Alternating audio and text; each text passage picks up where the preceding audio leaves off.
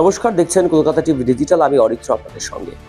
এই মুহূর্তে সোশ্যাল মিডিয়ার বিভিন্ন প্ল্যাটফর্মে আপত্তিকর ভিডিও ছড়িয়ে পড়েছে, সেটা ফেসবুক হোক বা ইউটিউব হোক। কোথাও এআই নির্মিত ভিডিও, কোথাও বা ফেক কোনো টুল দিয়ে তৈরি করা হয়েছে এই সমস্ত ভিডিও। আর যা নিয়ে এবার কড়া পদক্ষেপ নিতে চলেছে কেন্দ্র। কি পদক্ষেপ কেন্দ্রের তরফ থেকে বলবো এই ভিডিও। আপনার অজান্তেই ইন্টারনেটে ছড়িয়ে পড়া ভুয়ো বা আপত্তিকর ভিডিও কি আপনার দুশ্চিন্তার কারণ? শুধু আমার আপনার কেন, অনেকেরই দুশ্চিন্তার কারণ। সাধারণ মানুষের অনলাইন নিরাপত্তা নিশ্চিত করতে এবার কড়া পদক্ষেপ নিচ্ছে কেন্দ্রীয় সরকার।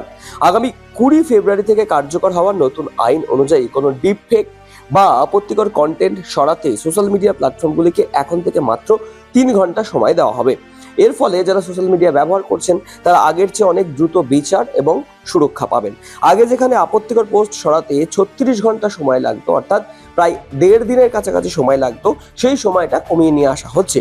শুধু তাই নয়, শিশুদের সুরক্ষা এবং জালিয়াতি রুখতে মেটা বা ইউটিউবের মতো সংস্থাগুলিকে প্রতি 3 মাস অন্তর এই সমস্ত ব্যবহারকারী যারা রয়েছেন তাদেরকে সতর্কতা বার্তা পাঠাতে হবে। অভিযোগ পাওয়ার 7 দিনের মধ্যে তার নিষ্পত্তি করাও এখন বাধ্যতামূলক করা হচ্ছে।